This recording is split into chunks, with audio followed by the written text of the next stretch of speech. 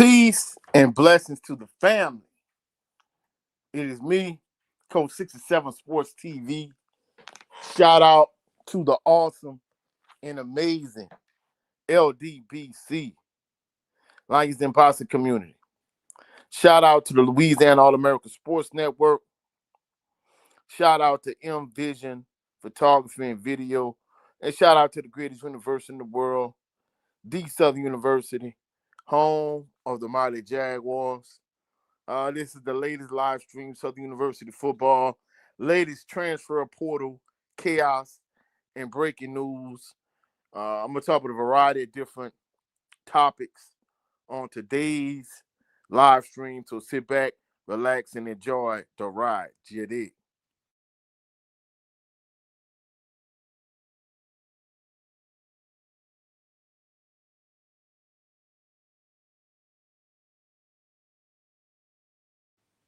All right, let's see who we got in the chat. First, we got Motivation to Be a Millionaire. He said, salute Coach 67, chat, HBCU family, and Jaguar Nation. Salute to you.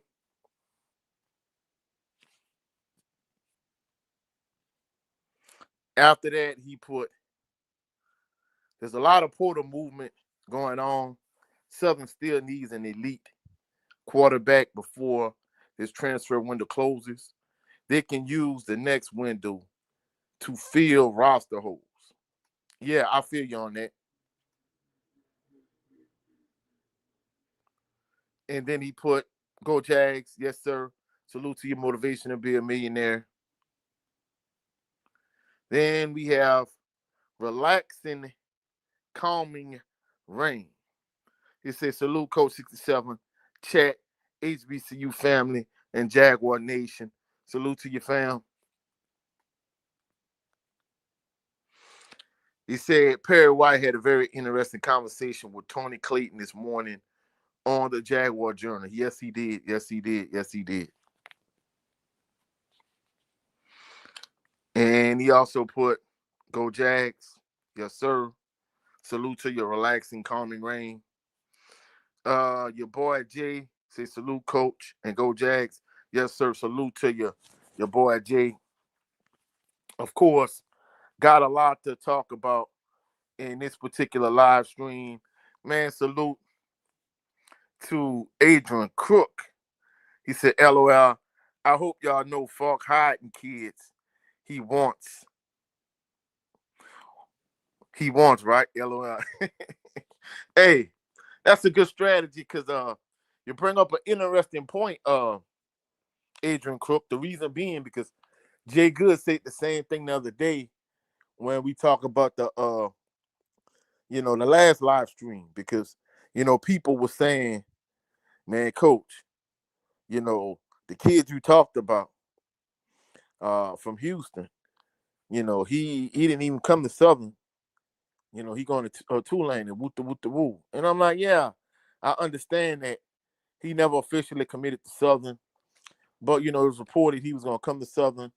And it's a different generation now. A lot of times these kids float out offers that they have, and they post it all over social media to garner more interest and garner more attention, and drive their value up.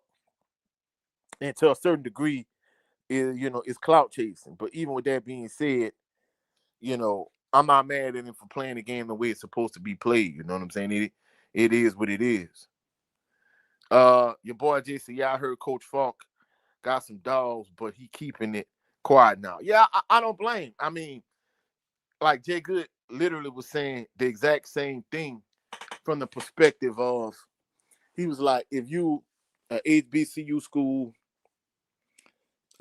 if you're a HBCU school, and you got a kid that you want,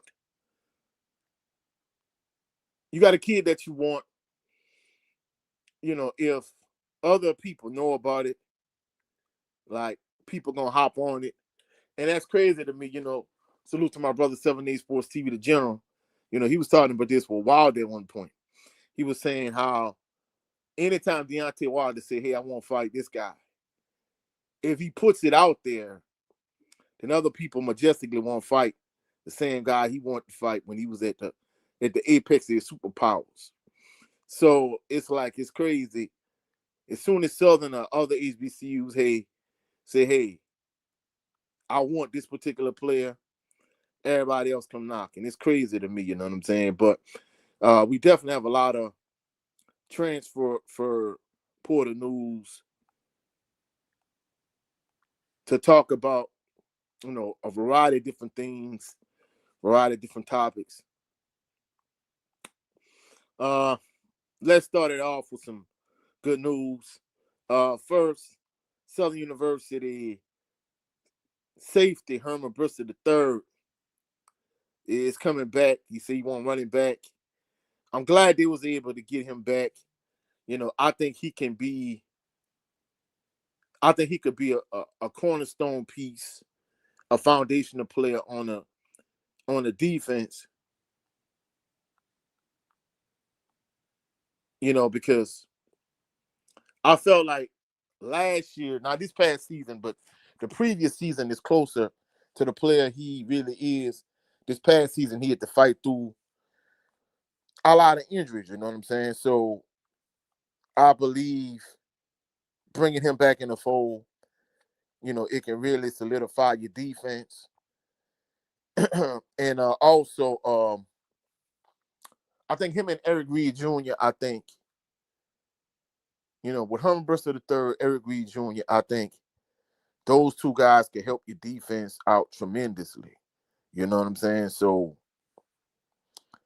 I really think, it's a good thing getting him back in the fold, in my personal opinion. Your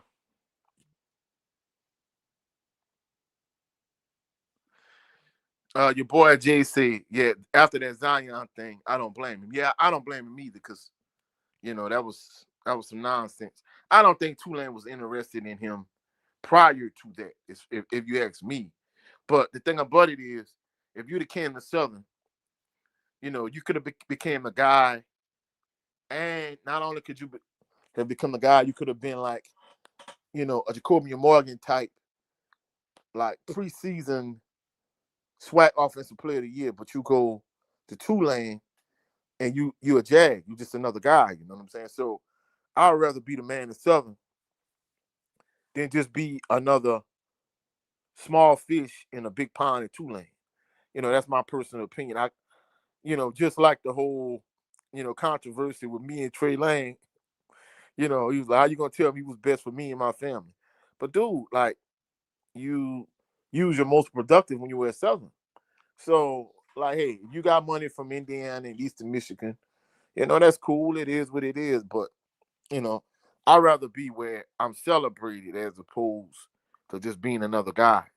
That's my personal opinion. Your boy Jay said Trey Holly and Herman Bristol are back, and we got a 3-star cornerback and a cornerback from Nicholls State. They are trying to get the 6'4" corner from D2 as well. Yeah, like you kind of jumped ahead of me on some of these players. Man, salute to my brother Brent Fox. He said, salute to my brother Coach 67 Sports TV. Man, salute to my brother Brent Fox, especially for all my Pittsburgh Steelers fans. Y'all go over to his channel, check him out. He does some dope content. We need to move some traffic over to his channel. You know what I'm saying? Salute to my brother Joseph Towns standing on LDBC business, Mr. Old Hillside.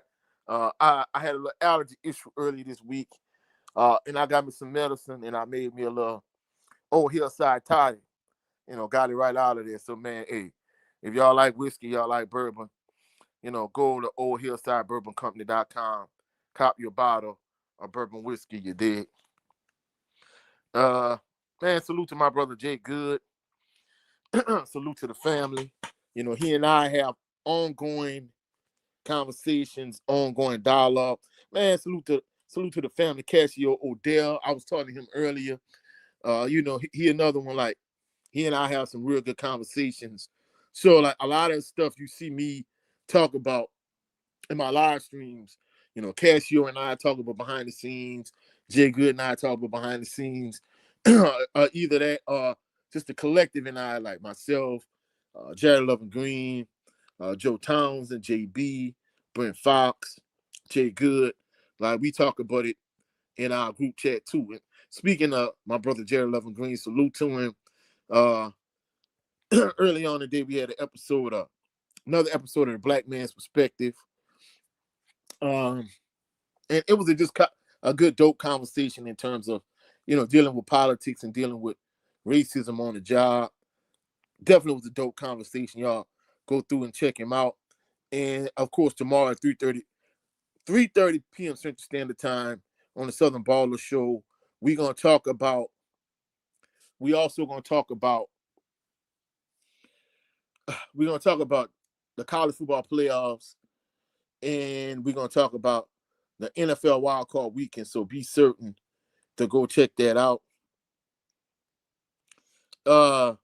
Your boy Jay said we got ourselves a Hispanic quarterback from Kentucky.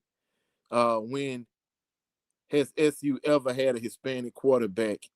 He's excited to be here too. Yeah, I saw him too. Jay Good sent me the stuff on him. In fact, since we talking about it, I might as well, just start talking about, not only the guys that they brought back, but just some of the, players that is committed. And, let's start at the top. And the player you talking about is Mario Littmer from Fort Thomas, Kentucky. And like you said, he excited to be here. Like Jay Good was saying, he kind of remind me a little bit of Johnny Manziel. So that's who you talking about. You talking about Mario Littmer from Fort Thomas, Kentucky. Your boy Jay. Yeah, he he a good prospect. And they got a variety of different players. I just might as well go down the list. Since we talking about these different guys that Southern brought in.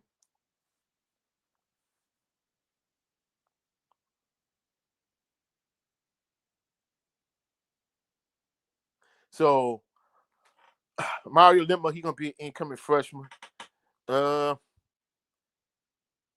and of course, Coach Kramer, he's gonna be the new defensive line coach. Basically, he said he decided to be coaching the defensive line at Southern University. Moved into his office today. Now let's find some D linemen who want a ball. Also, former Southern University quarterback Jalen Woods has committed to Hampton University. I wish him well in his future endeavors. Also, a 6'3", 180-pound cornerback from Eastern Illinois. He's 6'3", 125. Kaiwan Davis from Chicago, Illinois, has announced his commitment. I think we already talked about him.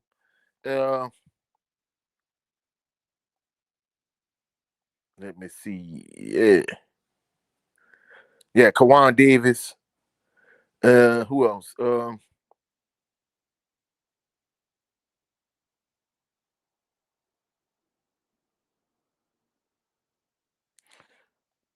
There's also a cornerback named Kerwin Scott. He's also committed to Southern University. He was like, "Thank you, God, for blessing me with this amazing opportunity. I found my home. 6'1", 165-pound athlete. Looking at some of his huddle footage, like he looks like a pretty decent athlete. Also, Denzel Williams from West Palm Beach, Florida. He's a defensive back. Also, he committed to Southern. Former Southern University and Prairie View defensive back Traylon James is committed to LSU. And he another one. I wish him well in his future endeavors. But honestly, it's gonna be interesting to see what is his role at LSU. I don't know if they gave him any type of NIL money, but of course he went to Madison Prep High School. Then he went to PV. He transferred from PV to Southern. Now he transferred from Southern to LSU. I wish him well. I wish him nothing but the best. But truthfully speaking, I don't know what type of impact he would have at LSU. I mean, honestly, there were times where he left a lot to be desired at Southern, just to be truthful. But even with that being said, I wish him well. Breaking news: Navarro College transfer 6'2", 285-pound defensive lineman Raymond Jackson from Katy, Texas, has announced his commitment to Southern University. So they got a defensive lineman. Uh, of course, we already know Trey Holly is staying. Uh, we already talked about Nico Clark. So Southern University, they making some moves, and I didn't even mention some of the other guys. Uh, your boy JC, Traylon James going to LSU was extremely shocking. I would say he was playing out of position. He isn't a corner. He's a safety. Yeah, I mean, I could see that perspective, that point of view, and that take. But even with that being said, your boy Jay, I definitely wish him well without question. But like, what is going to be his role at LSU? Is he going to be a special teams guy? Is he going to be a scout team guy? Or is he actually going to be an actual contributor? So that's my thing. Is he going to actually contribute? So I already talked about Denzel Williams. Denzel Williams is a Pace University transfer, 6'2", 195 pounds. He's from West Palm Beach, Florida.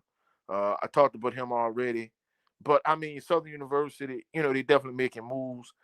And like Adrian Cook said, he kind of keeping some guys on the wrap. And after the whole Zion Chris situation, I really can't say I blame him. But, hopefully these things work out. And, you can always find a guy out there because, just looking at Ole Miss and Trinidad Chambers, like Trinidad Chambers, won a Division II national championship, and he went from Division II national champion to going to Ole Miss. Initially, he was the backup.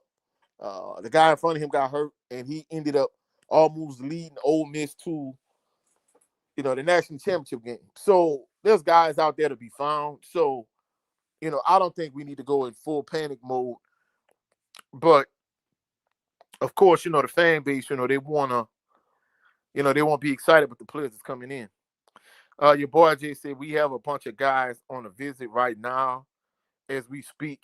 So expect more commitments tomorrow or Monday. Yeah, yeah. And like one of the brothers was saying, uh, motivation to be a millionaire. He was saying, yeah, Southern definitely needs an elite quarterback. I agree. And basically, I guess he was saying they need to fill all the holes, like all the major issues that they want to address. They need to address in this window, and then in the next window, you get grad players, you get things of that nature. Also, speaking of grad players, Southern University former wide receiver, Darren Morris is committed to Boise State, and I'm like, wow. So also Darren Morris, I wish him well. It's going to be interesting to see, you know, him too. Like, what role is he going to play? What role is he going to play at Boise State? And like I said, I'm not really a pocket watcher, so I'm not concerned about how much money some of these cats getting. But let's be realistic. Even if you look at the Zion Chris situation, like some of these guys, they are some of these guys. The reason why they're going to bigger schools as opposed to coming to some of these HBCUs is because, for all intents and purposes, they they went for the bag, they went for the money. And Jay Good was kind of putting me up on game early this week.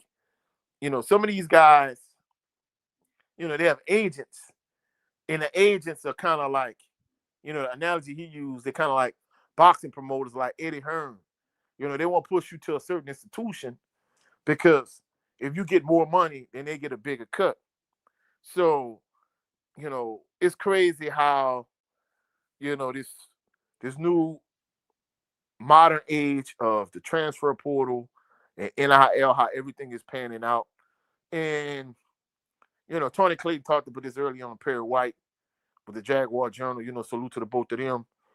He was basically saying, Jay Good had already said this, but he was like, at some point, like basically what Tony Clayton was saying is they trying to pass laws that could cap how much NIL money a college student could get. But Jay Good had already said that he was like, at some point they're gonna cap it. And I think if you look at the kid that was supposed to come to LSU that ended up being the starting quarterback at Michigan, the Underwood kid, like he's a perfect example, So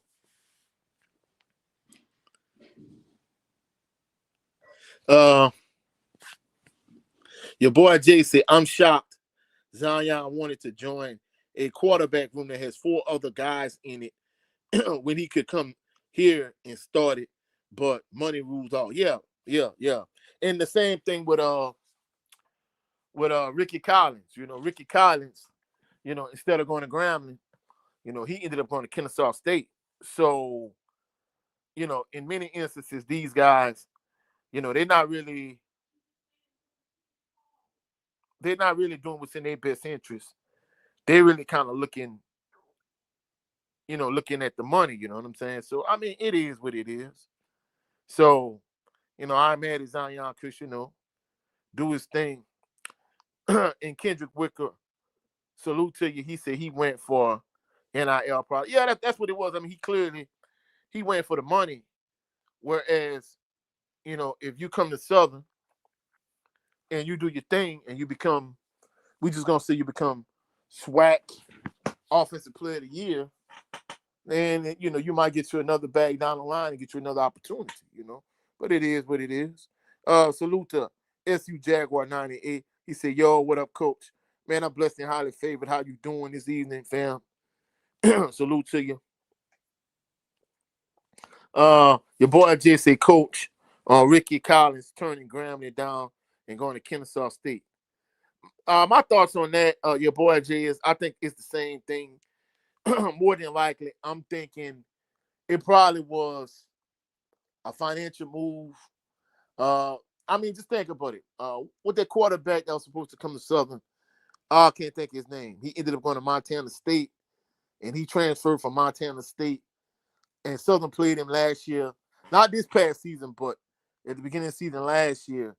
And he ended up going to McNeese, and he ended up getting 100 bands. And I'm like, bruh, if he a 100-band quarterback, it's crazy how much some of these other guys gonna get. Like, if he got 100 bands, man, what is Andrew Body gonna get? That's crazy. You know what I'm saying? Your boy did say a cap is definitely coming. It's gonna be complete lawlessness without it. He said people will be crying about no return on investment, the way they get the bag and jump in the portal at the end of the season. Yeah, a cap definitely coming. And the crazy thing about it, Jay Good, you and I talked about this earlier this week, and you was telling me that. And Tony Clayton and Perry White talked about it this morning on the Jaguar Journal. So yeah, it's definitely a cap coming without question. You know what I'm saying? Your boy Jay said we have over 20 guys committed, and Coach Faulk only been here a month and a half. What was Gray's excuse? Man, you know what Gray's excuse was, your boy Jay. We already know what the business is. You know what I'm saying? Jay Good said Troy Aikman said he's a donor. He said he's donor days are over. LOL. Yeah. Oh, Troy Aikman. SU Jag 98. He said, man, he fell off bad. Yeah.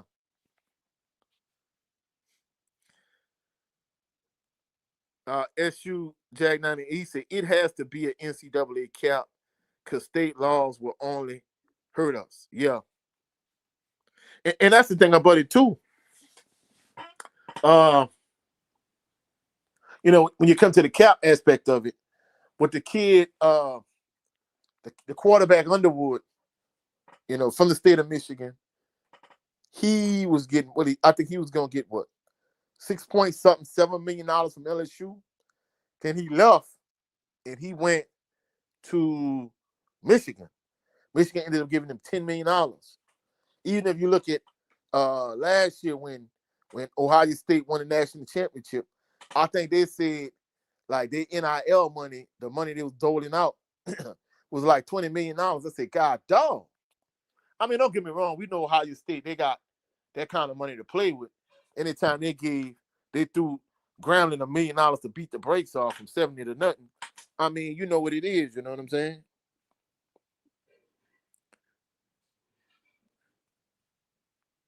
And SU Jaguar 98, Greg said he did work on Sundays. Yeah. And I mean, the crazy thing about it is, all of these things he been talking about, it's crazy to me, in terms of, you know, making it seem like he's some kind of, I don't know, some kind of victim or something, bro. It's like, come on, bro. Like, what are we doing? Like, nobody said he was a terrible human being, a bad guy. Like I say this constantly on my channel. People constantly say how nice a guy he was, this, that, and the third, but being a nice guy does not win celebration bowls. And that's what, if you at Southern, that's the standard and that's the expectation, you know what I'm saying? So at the end of the day, like, man, look, bro.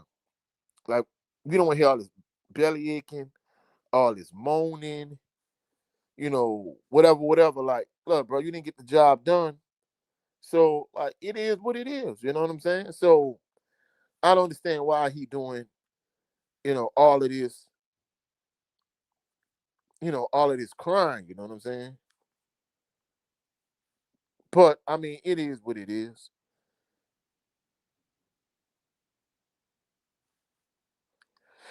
So, just talking about some more, like, just Southern University news, transfer portal news in general. Uh, your boy JC, apparently Coach Faulk already has his other option at quarterback. Hopefully CBS News don't leak it like they did Zion. Yeah, well, I ain't gonna lie, talking to Jay Good was saying that he posted the offer on his social media, but he had never officially come to Southern. And like you were saying, they leaked it. They leaked it, and once they leaked it, like I talked about it. A bunch of different people talked about it. WAFB talked about it. Like, so many different platforms talked about it, and it kind of served the purpose that he wanted it to serve. Like, it drove up his value, and that's how I think Tulane was able to sneak in and get him. And one other thing Jay Good sent me too, Sacramento State quarterback Jaden Rashada has entered the transfer portal. It's going to be interesting to see if he ends up at Southern. I mean, that's going to be interesting. I'm not saying he is or he isn't, but Coach Merchant, he came from Sac State. I mean, it would be a perfect fit to get a guy that knows your offense, that kind of fits your prototypical quarterback and the player you're looking for. So it's going to be interesting to see if it's going to be interesting to see if Coach Merchant could get into Southern, if Coach Faulk and staff is even interested in him. But either way, like, that's a very interesting component. Also, Jay Good sent me this too. Former Southern University quarterback Harold Blood will be joining Kirby Moore's staff as the director of recruiting strategy for Washington State.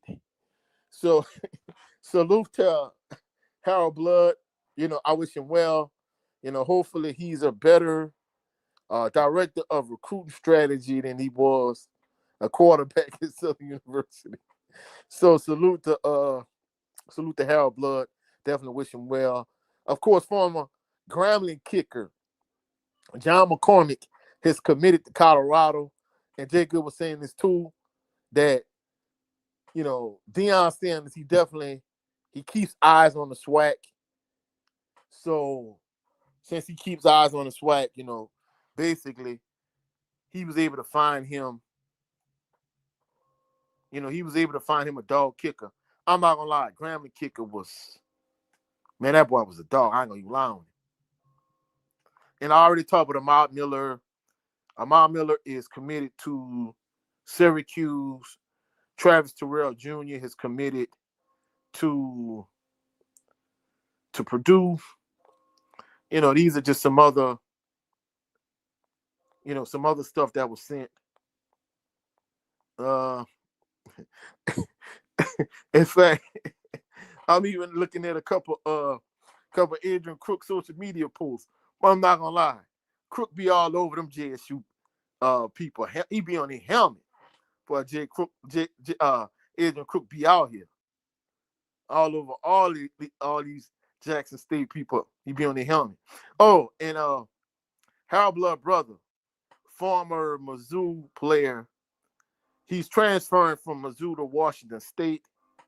So essentially, Harold Blood transferred from Southern to Mizzou to be with his brother, and his brother transferring from Mizzou to Washington State to be with him, Daniel Blood. So Missouri wide receiver Daniel Blood is transferring to Washington State. So, all right, that's good for the two of them. So clearly they stick together. I like that. Wish both of them well.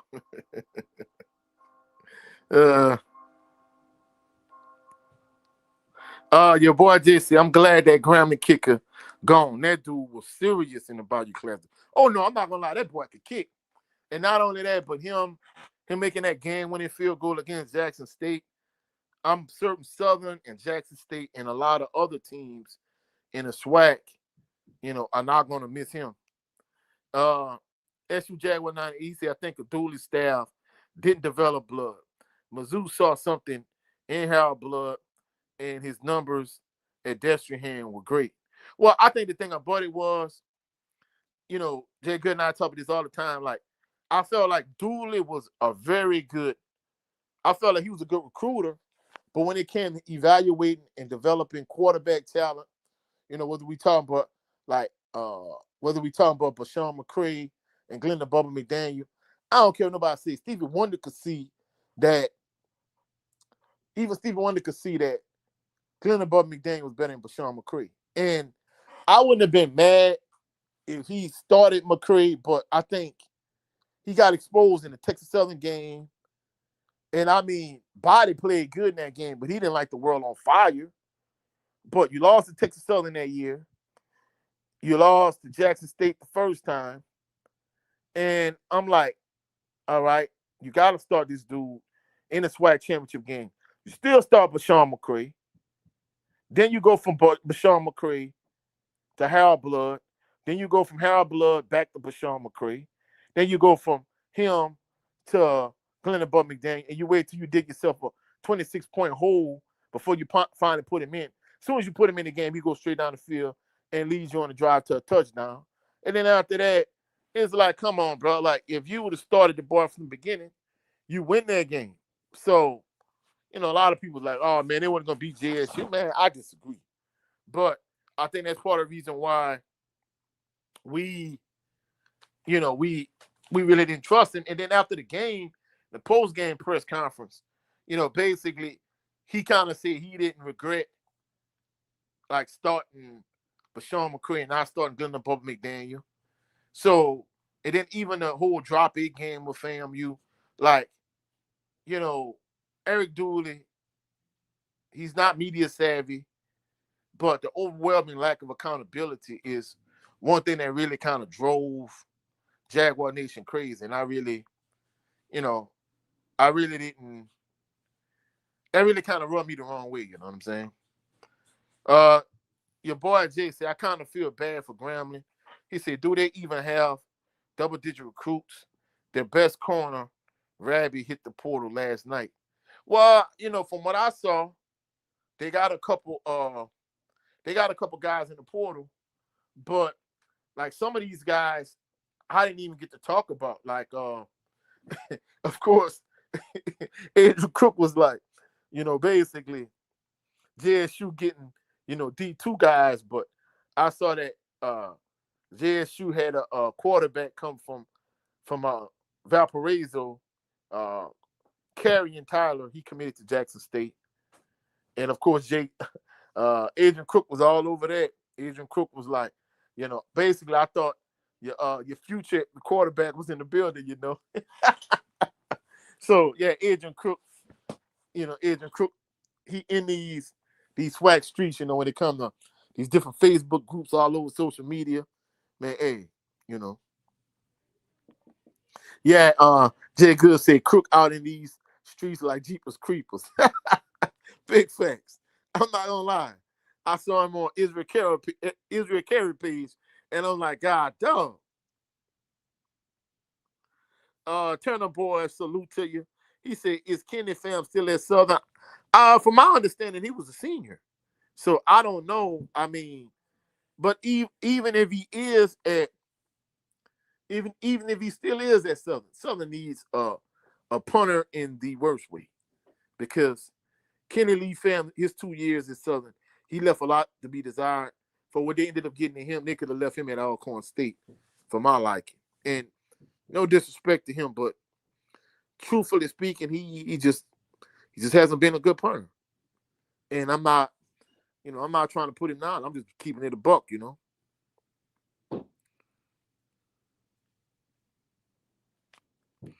Uh, your boy JC, you have to be a serious stud at quarterback to succeed in Dooley offense. You can't be average at all. And I think that's the thing about it. Uh, the season before that with Dooley, like Glenda Bubba McDaniel, he was kind of like hit or miss. Certain games he played well, other games he was average, and other games he didn't do so good. But I think that one season, it was a building block season for the next season. And instead of Dooley rolling with him, he went with Bashawn McCray, and Bashawn McCray was just an athlete, just a glorified running back playing quarterback. And I know somebody like Adrian Crook was gonna be like, he wasn't even a running back. He was more like a water boy. So like, but yeah, but I mean, I didn't, it is what it is.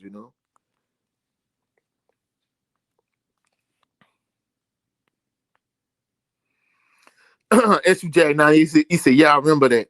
His lack of accountability. Yeah, and I'm not gonna lie, SU Jaguar 90, it just wasn't an isolated incident. We talking about the situation with the SWAC championship game, and then we find out that, he had a close personal relationship with Bashawn and Benny McCray. But before we found that out, like, he got in the post-game press conference and basically said, like, hey, he didn't regret nothing, and he would have started him again and woot the woo.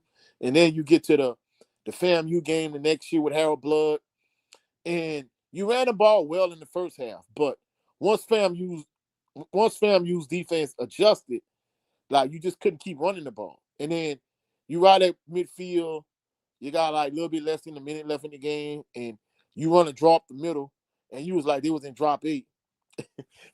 And even Willie Simmons, was laughing. And I'm like, bro, like, come on, bro, like, just be honest. Even like Chandler Whitfield muffed the punt in that game, and he was like, we were up 3.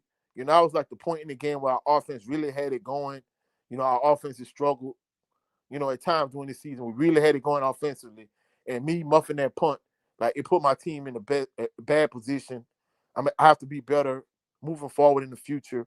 I have to be better. I'm going to do better. And for him to be a junior on the team and have a high level of accountability and be transparent, and for you to be a liar and basically was like, hey, we ran that draw because they went and dropped 8. I'm like, bro, I might not be a college coach, but I am At the time, I was a middle school head football coach. It's like, bro, don't insult my intelligence, bro. Like, why the F you lying like that, bro? It's like, come on, bro. SU Jaguar 90, he said, yeah, Crook handles the dirty work. Oh, yeah, I'm not gonna lie.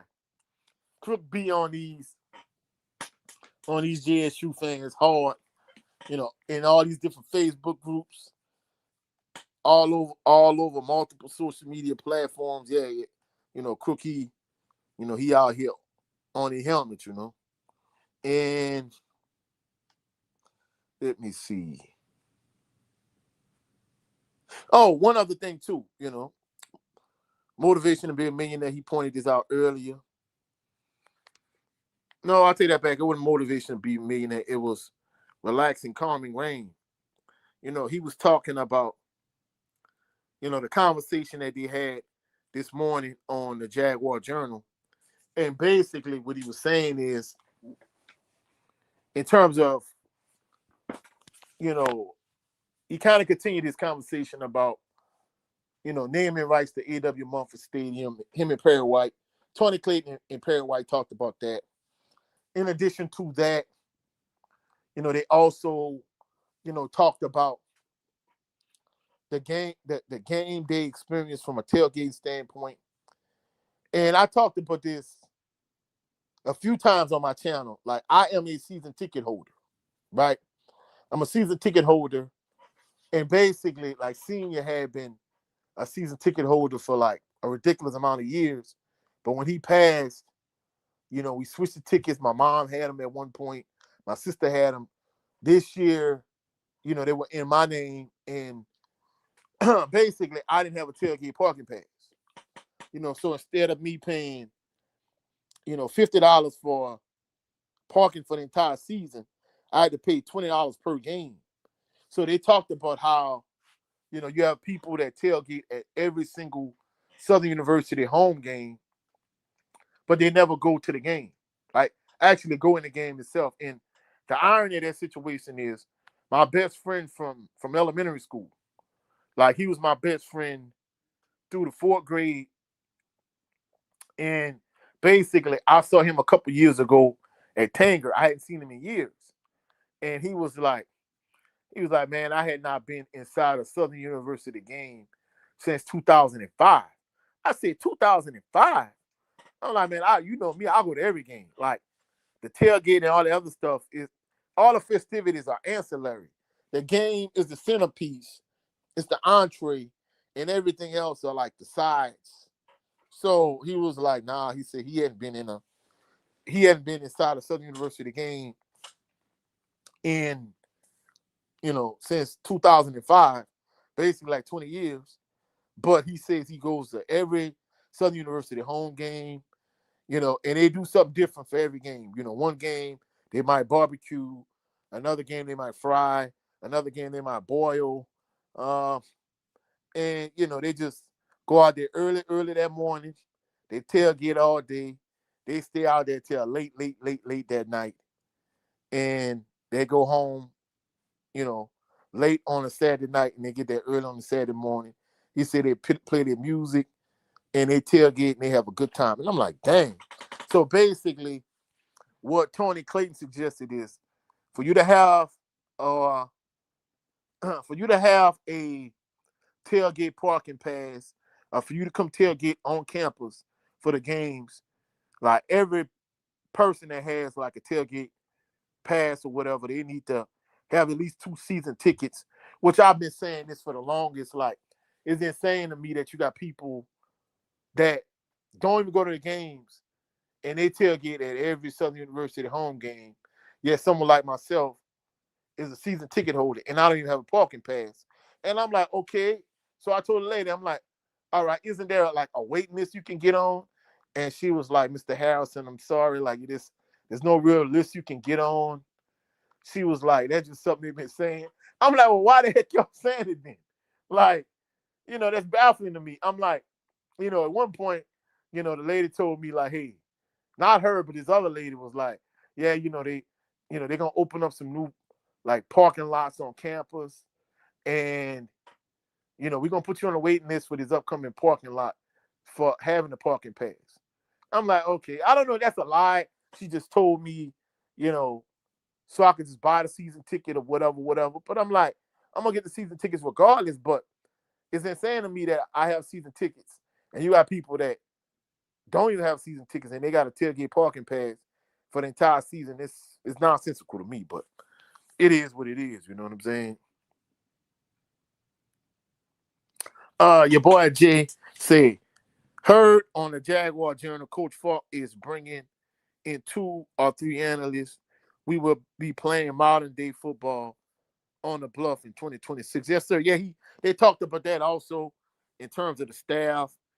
They talked about a variety of different issues in terms of, basically, they got it out the mud in terms of, both coming from humble beginnings and Southern University, played a vital and key role in where they are right now in life.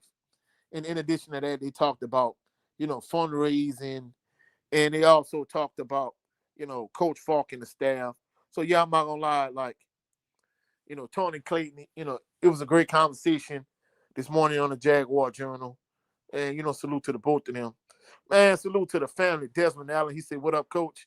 Man, I am blessed and highly favored, bro. Hopefully all is well with you this evening. Your boy just said, people just want to party and be seen. That's the best way to cut that down, is to make them pay and support the athletes. Yeah, and basically that's what, Tony Clayton was saying. He was saying, like, hey, if you're going to come on campus, like, if you're going to have essentially, he didn't use this verbiage, but if you're going to have a tailgate parking pass, you have to have 2 season tickets. And I'm like, hey, the season before that, we had 6, and we had no tailgate parking pass. This past season, we had 3 season tickets. So I'm like, look, hey, we got at least 3 season tickets every game, and for every home game. So it's like, come on, man, like, we can't get a parking pass? Like, what are we doing here? So I'm glad they talked about that. That was like a point I've been driving home for a long time. And, individuals like Edwin Moore, we talked about it in the comment section. And even Adrian Crook and different people. I mean, don't get me wrong. I think everybody has their own perspective and their own point of view. From my perspective, it does look like, even though, like, the stands are, I'm not gonna lie, even at like their last home game, they had more people at their last home game against Texas Southern than I anticipated or I thought they would have. Now, homecoming is an anomaly, so we're not gonna use the homecoming game as an outlier, or for example. But from my personal perspective, even with, like, having a lot of people in the stands aren't packed to capacity, except for homecoming, JSU or Alcorn or one of those type of games. But even with that being said, to me, there's still a ridiculous amount of people in the parking lot. You might not have more people. I always said it was more people in the parking lot than in the stands. And then Edward Moore was like, a lot of times you hear the music and you see all the people, from A.W. Mumford Stadium. You sit in the stands, you see a lot of people in the parking lot. You might think it's more people than it actually is. And then a couple other people saying the same thing behind the scenes. It was like, Coach, you see a lot, you hear the music blasting, and you see a lot of people in the parking lot. But I guarantee you, there's more people in the stands than actually tailgate in the parking lot. And that's cool. But my ultimate goal for Southern University is, first of all, to host the SWAC championship game and the win the SWAC championship game, and then win a Celebration Bowl. And I'm not talking about one season. I'm talking about multiple seasons. And then in addition to that, for it to get back the way it used to be, not in terms of, everything across the board. Because, you have people like Adrian Crook that was like, hey, we can't look back and we can't live in the past. But I'm talking about the way AW used to be packed, like packed the capacity. Like, that's what it should be, in my personal and humble opinion. It should be that way every single home game. And I think that should be the ultimate goal in terms of, having the stands packed like every single home game. Jay Good was saying, Clayton sounds like he is ready. He is really trying to modernize practices, the way we do things, It's just a matter of getting others on board, forward thinking. Yeah, he talked about that a lot this morning, in terms of him and Perry White. They both were saying that, Southern University is an institution, and as a whole faculty, in terms of the Southern University system, they need to be more forward thinking. He even talked about having, going cashless and having like certain points of entry where it's cashless, like you have to pay, even if you're walking on campus, you riding on campus, whatever. He was saying certain points of entry to actually get on campus to, basically to tailgate or to do whatever. You should have certain points of entry. And in addition to that, like, it should be cashless. He was like, in many instances, many places I go to, like, you cannot accept cash. And the irony is, he was right, because I'm an administrator now at my new school, and I had to work like two of the football games, right?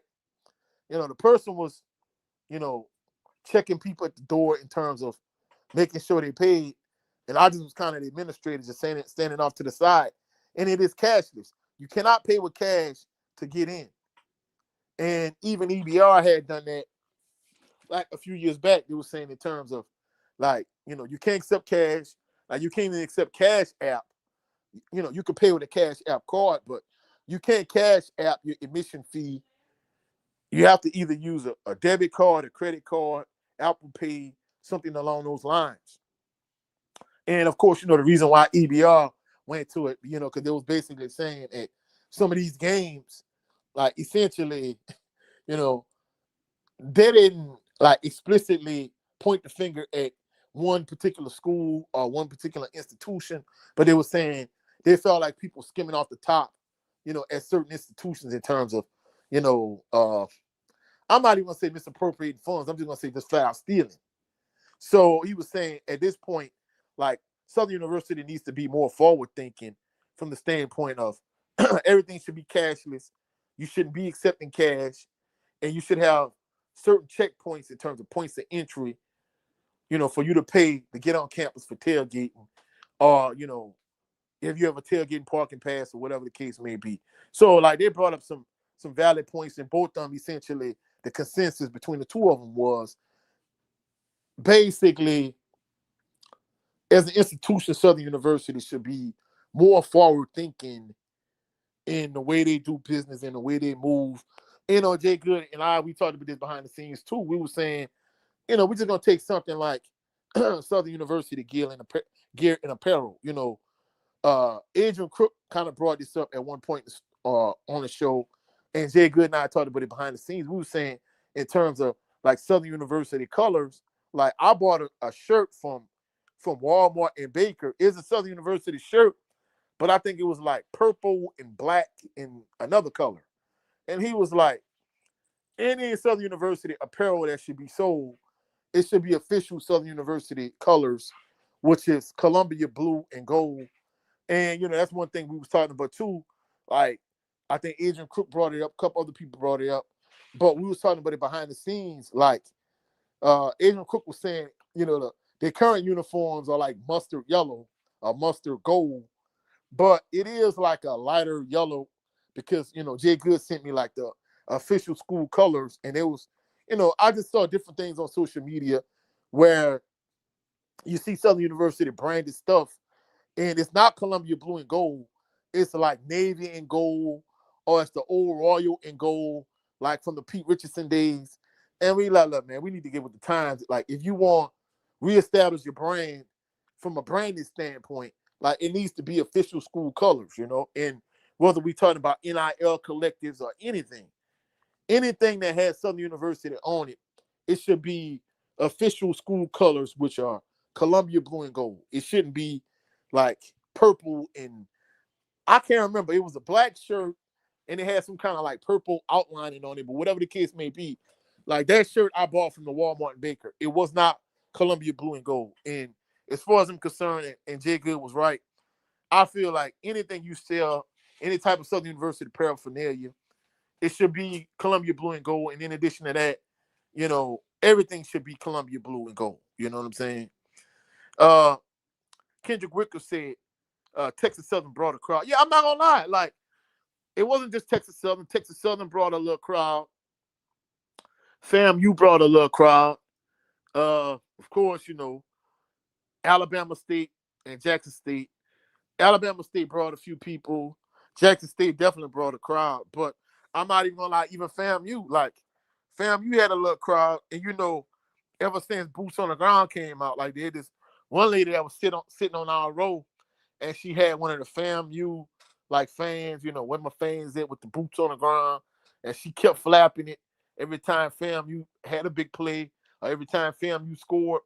And another lady had a Southern University fan, and every time Southern University made a big play, she would flap her fans. So I'm like, yeah, boots on the ground definitely brought fans out. You know what I'm saying?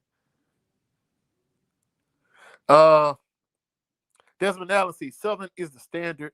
We got to get back to how it was pre-Katrina, standing room only. Yeah, I mean, that's what I want, Desmond Allen. That's what I want. I want every game like full to capacity, and essentially, you know, I want every game, packed, and I want things to be back the way they used to be, from a football standpoint. But Perry White and Tony Clayton was right in terms of, being forward thinking, and in terms of like raising money and helping support our student athletes. You know, we need to put our money where our mouth is in terms of, making contributions and things of that nature. And basically, with today's day and age we live in, NIL, transfer portal, basically you have to pay to play. And at the end of the day, I feel like Southern University is going to get back to where they used to be.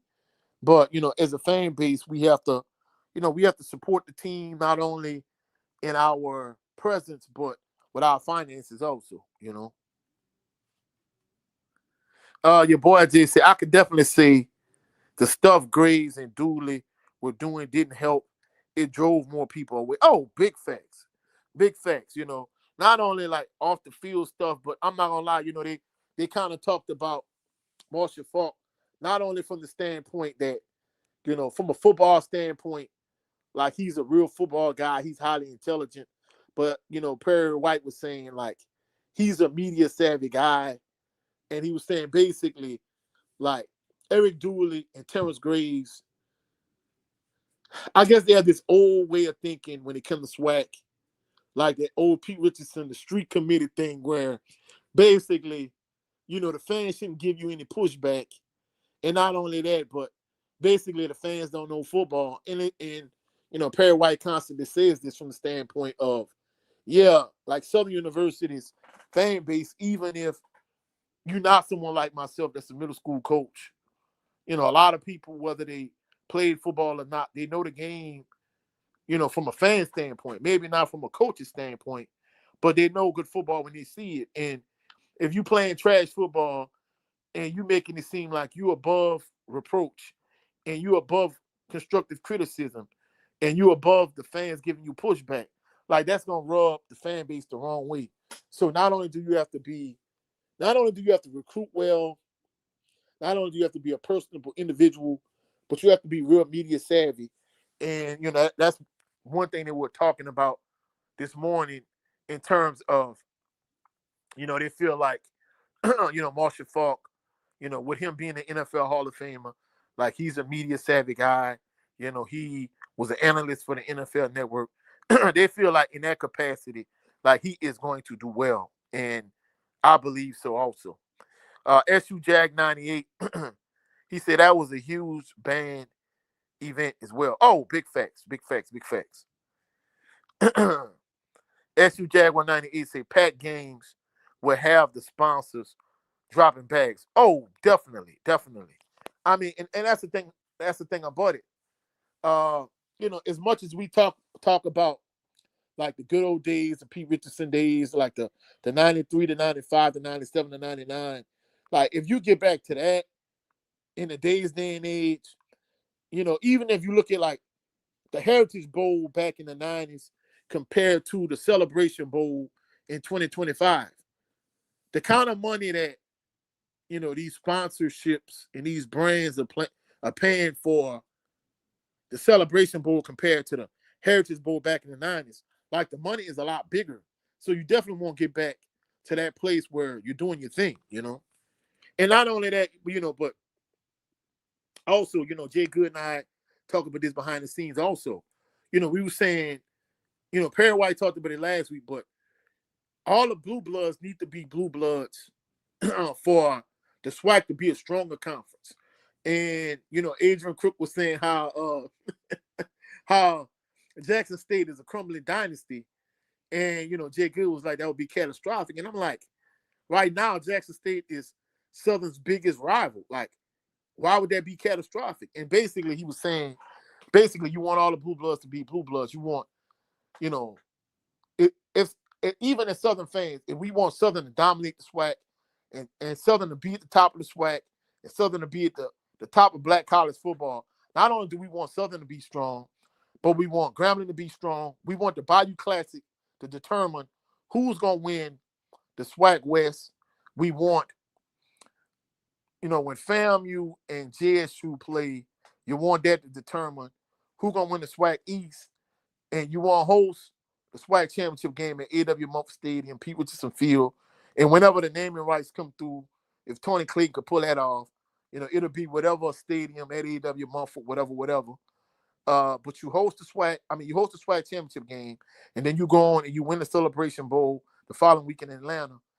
And the week before that, you have, Procter and Gamble and all these different companies. They're sponsoring the Bayou Classic in a big way too.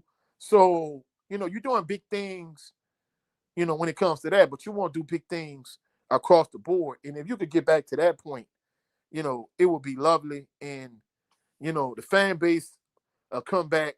I'm not saying the fan base went anywhere, but I'm saying, I think you can get going a lot more support, if you put a phenomenal product on the field. And from a branding standpoint, not only do you want to be dominant on the field, but, you want Southern University to have a greater degree of visibility, So, that's what you want. You want visibility at this point. But basically, he was saying, Southern, he was saying that he don't want JSU to fall off. He wants Graham to get stronger. He wants FAMU to be strong. And he was saying, I was saying this too. Like, I think, when it comes to certain people in the fan base for different SWAC teams, as long as their team win, they don't care. But I think they would rather have a weak conference and their team dominate a weak conference as opposed to the whole conference being strong. I mean, don't get me wrong. You're not going to be strong from top to bottom. But I'm saying you're going to have a few bottom feeder teams like UAB and Valley, whatever the case may be. But even with that being said, you want a strong conference because if the Blue Bloods are strong, then the conference as a whole going to be strong. And then not only that, but he was saying, a lot of people view the MEAC as being stronger than the SWAC. Because, I mean, just think about it. Tremaine Jackson and PV, they blew the Celebration Bowl this season. And I'm like, dude, you ran a stupid reverse. That was Prairie View's calling card, being a good defensive team, being basic, being fundamentally sound. You run a stupid reverse against Jackson State. It cost you momentum when you were up 7-0 and you want to plus side the field. But you were able to recompose yourself and you were able to pull a close game out of fire, 23-21. But you're going to turn around, you're up 21-0, you're on the minus side of the field, and you on the same stupid reverse the next week against South Carolina State in a Celebration Bowl. It's like, come on, bro. Like, you can't be this stupid, bro. You're the SWAC. I mean, essentially, when he was coming into the conference, people were saying, like, oh, he the best coach in the SWAC. And I'm like, like, he got to prove it. He proved it, but you can't make a mistake that magnitude on the stage that big. But the point I'm trying to make is, for Southern to get to where Southern needs to be, Jackson State doesn't need to fall off. FAMU don't need to be weak. Grambling don't need to be weak. Southern could be strong, and Jackson State, and FAMU, and Grambling. And not only that, but we need to erase this perception that the MEAC is stronger than the SWAC. Me personally, maybe I'm a homer, and maybe it's the homer in me.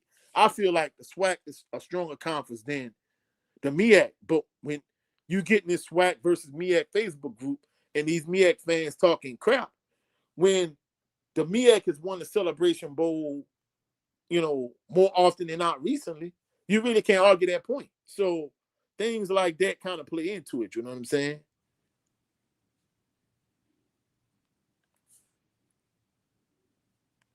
So, I mean, it is what it is. But Desmond Allen said, bro, not gonna lie to you. He said, if I was coming out of high school today, I would even sign with today's Southern. Yeah, I can't blame you for that perspective and that point of view. You know what I'm saying? He was saying the main reason I signed with Southern back in the day was the real Jaguar Nation. Yeah, I mean, I'm not gonna lie. That Jaguar Nation back in those days, like even on the road, when Southern, went to, we just gonna see. Like I remember I was a student at Southern and senior had brought the four of us to Alcorn State, right? Southern played against Alcorn State, and I'm not gonna lie, there was more Southern fans at Alcorn State than Alcorn State fans. And of course, from a game management standpoint, I didn't like the fact that uh that Pete Richardson, I think he had used all his timeouts. He literally, I don't know what year, I think that was what, I don't know, it was 99, it was 2000, whatever it was, 2002, whatever. He ran the kicker on the field with the clock running, and it was 4th down. And he kicked the game-winning field goal with like a few seconds left. And I'm like, bro, I'm like, come on, coach. You the dean of the SWAC. From a clock management standpoint, you can't be doing no dumb BS like this. You know what I'm saying?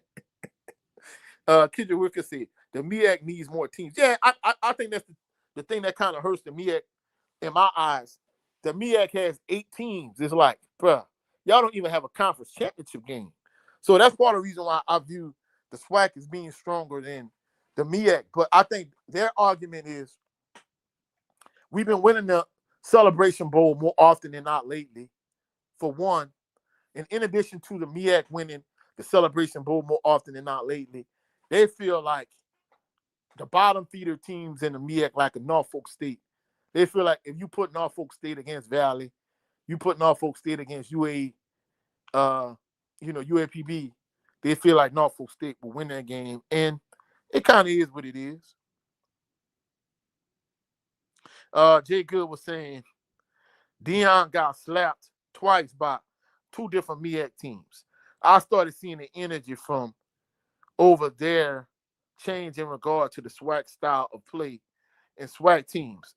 PV relaxing on a 21-point lead to lose didn't help. Oh no, that was stupid. It's like, bro, at that point in the game when they ran that reverse J Good, I kid you not, South Carolina State had no momentum.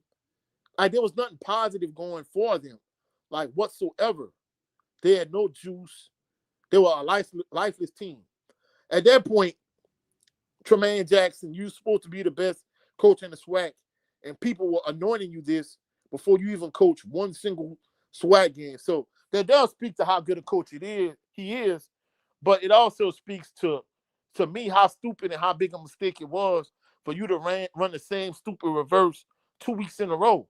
And you had an opportunity and a chance if you just stick to the script and you don't deviate from what you have been doing the entire season. If you just put your foot on South Carolina State's throat and you just squeeze, the game is over. But instead, you won't get cute and you won't run the same stupid reverse 2 weeks in a row. And it's like, come on, bro. Like, what are you doing? So, yeah, I'm not going to lie. Like, essentially, they blew that game. No 2 ways about it. Your boy Jay said that's exactly why getting Marshall Faulk was perfect for SU. Nobody was coming here if Graves or anybody in the previous staff was still here. Yeah, big facts. And not only that though, but I think it reinvigorated the fan base. And I'm not gonna lie, even after I did the 90 playing video, I'm like, all right, you know, my coaching friend convinced me like, hey, this would be a good idea. But I still wasn't convinced from the standpoint of, he didn't have any head coaching experience. But looking at the staff he's put together and looking at some of the players he's brought in, like, I'm not gonna lie, I feel a lot better about, the hire at this point. And Jay Good was saying the perception of Swag is hype. Yeah, definitely. I'm not gonna lie, these MEAC fans be talking big crap in that Facebook group, you know what I'm saying? He said, and top heavy. So basically, the perception of the SWAC is that it's an overhyped conference, and not only that, it's a hype conference, but it's top heavy. Now, we've had these conversations before there was before I had a YouTube channel, like years ago. We was talking about behind the scenes like years ago how, people believe the SWAC to be top heavy back in the gap. But I'm not gonna lie, over the last handful of years, like the SWAC overall as a conference has kind of been trash. And even looking back at the last few times Southern went to the SWAC championship game, like it was kind of more by default than anything, to be honest with you. Because especially the SWAC West has been terrible in my personal opinion. Uh Desmond Allen said nobody has duplicated Jaguar Nation to date. Oh, big facts. Of course, a lot of these JSU fans say this and say that, but it is what it is. Jared Lovin Green said, yeah, he said that irritated me too. Yeah, I'm like, bro, like, you are a straight up and down, no special effects, basic, fundamentally sound, solid, good defensive, good running game, good quarterback football team. Why are you going to deviate from that? Like, that's stupid to me. That made absolutely no sense. It's like, why, bro? It's like you doing dumb stuff for the sake of doing dumb stuff at this point. He said that's exactly why I think the go-go offense will dominate the SWAC. It's more difficult than 90% of the stuff the SWAC has seen over the years, and having Trey Holly makes it unstoppable.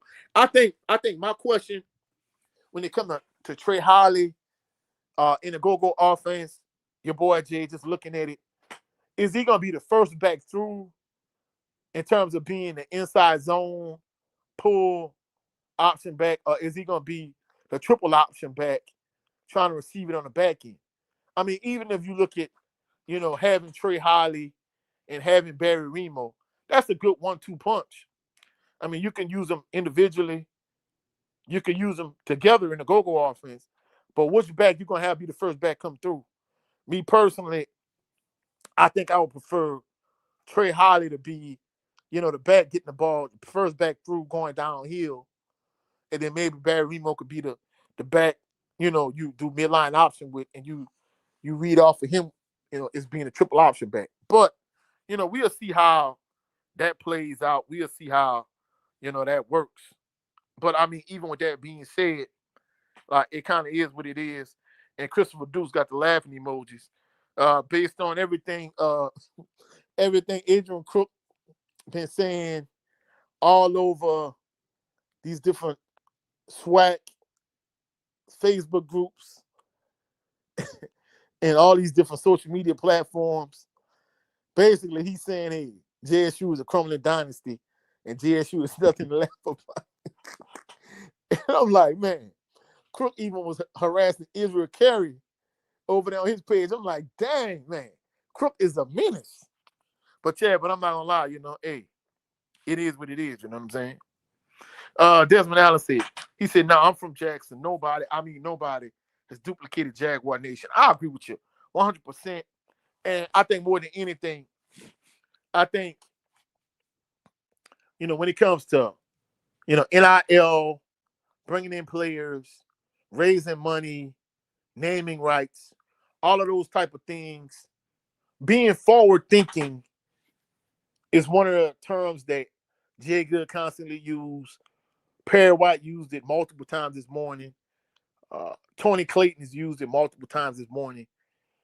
Being forward thinking as an institution is one thing that Southern University needs to be.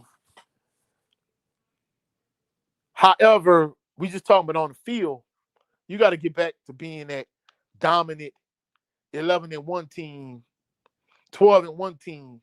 You need to get back to being that team on the field so things could be, even if things are not 100% the way they used to be from a across the board standpoint, because we living in a different day and age. But you won't get back to that level of dominance, being the gold standard of HBCU football. I believe Southern is going to get back to that point, and I think Coach Faulk is going to be the catalyst for it. And it kind of remains to be seen how this spring is going to play out, but more importantly, how the season unfolds in the fall. I'm here for it. I can't wait, and it's going to be extremely interesting. He was saying Jackson State fans too busy stalking who we recruit. LOL. No, and that's the thing that get me. I'm not gonna lie.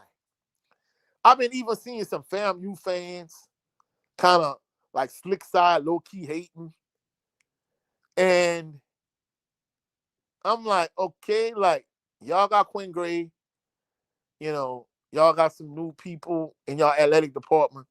Like, why y'all worried about Southern? You know, but Jackson State fans, oh my goodness, bro. Like Jackson State fans are over the top. And Jay Good and I talk with this behind the scenes all the time. He constantly talks about it. He was like, man, why y'all so worried and so pressed to put a 2-10 team? And I'm not gonna lie. Jay Good texted me this, and I've seen Adrian Crook post this on a couple social media platforms. It's almost if the rest of the SWAC has a lot of nervous energy when it comes to Marshall Faulk coming to Southern. I mean, that's how it feels. It's like, man, Southern was a 2-10 team last year. Many of the same players that were on the roster last year are on the roster currently as we speak. And y'all pressed about this 2-10 team. And basically, y'all talking about, oh, fuck, he ain't doing nothing. There's a lot of hype, and Southern going to be trash, and woo. All right, if Southern is going to be trash, then why are y'all so pressed about it? Why are y'all so overly concerned? Like, I don't understand. To me, it has to be like you putting on this facade that, oh, Southern is going to be trash again. But really, in the back of your mind, Southern is going to be a much improved team because you're not giving off Southern going to be trash type of energy. You're really giving off nervous energy. And, that's a vibe I'm getting, and that's what I'm reading. So it is what it is. Jay Good said, if Franklin is coming back, I can see Franklin or Asbury from a fullback type of build first, and Holly is the second option. He said, I like Holly in the open field on the edges. It's a system where all the backs eat. Yeah, I mean, I like it from that standpoint, but I'm not going to lie, like the way you describing it, Jay Good, you describing it more from the standpoint of like that old triple option that we ran like in the 90s, like out of the eye. And I mean, don't get me wrong, it does look like that. But out of this pistol look, the way I saw it, it was like you had a fast back that was your first inside zone option. And then the triple option back was another back. So in all actuality, you could do it if you go the more traditional route, like you got a power back like an Adrian Crook, like an Asbury, like a Mike Franklin. And that's the thing about it. Like Mike Franklin this season, just watching him play, like he really didn't want to run up the gut. He wanted like swing passes in the flats. So in all actuality, that's the thing that kind of agitated me about him. It was like he was like a bigger back, but from a prototypical standpoint, like he was like the rest of the other Southern backs, like Barry Remo and Trey Holly and Princeton Cahey and Jason Gabriel. It was like he was just like those other guys, except for he was in a bigger body, So yeah, I could see that in terms of if you looking at it from an old school midline option, triple option look. I mean, that would be like the way we did it like back in the 90s. But looking at the go-go offense, I saw like the clips and all the footage I saw of UNLV. It was like Trey Holly back going downhill first, and then a Barry Remo back being an option back off of it. So it's going to be interesting to see. I don't know if they're going to adjust this system to their personnel or whatever the case may be, but it's going to be interesting to see how they do it. You know what I'm saying?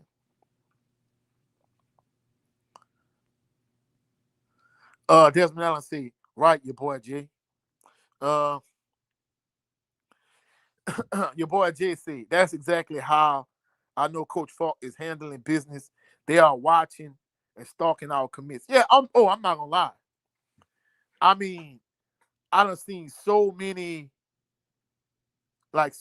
comments about like this player committed to Southern University, and you got different people. I mean, don't get me wrong. I like the camaraderie and the trash talking as much as the next guy, but to a certain degree, it kind of feels like there could kind of only be one top team in the SWAC, and the other blue bloods have to be weak. It's not a zero-sum game. It's not like, hey, Jackson State has to get weak for Southern to be strong, or Jackson State and Grambling and FAMU has to be strong. Like, all these teams can be strong, even PV and Alabama State. Like, you don't have to just be a top heavy conference. You can have like 4 or 5 strong teams on each side, but you're gonna have like a couple bottom feeder teams. We're just gonna say, in my perfect world, right? Southern will be number 1, Grand will be number 2.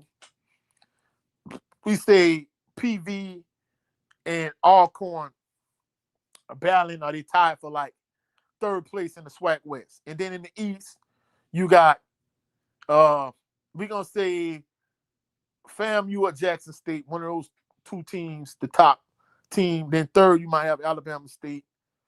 And then 4, you might, I don't know, Alabama and them, whoever, right? So, and then once you get to the bottom, you might have UAPB at the bottom of the West and Valley at the bottom of the East, and then maybe Texas Southern, like middle of the pack in the West. So it don't have to be like 1 or 2 teams, because this year it was top heavy. I mean, let me be clear. It was Prairie View, it was Jackson State, it was Alabama State, and it was everybody else. It was a real top heavy conference. So that's one thing I want. I know it's going to be difficult to get back to being a strong conference with the NIL and the transfer portal, because a lot of these Power 5 PWIs, we talked about Traylon James early in the show.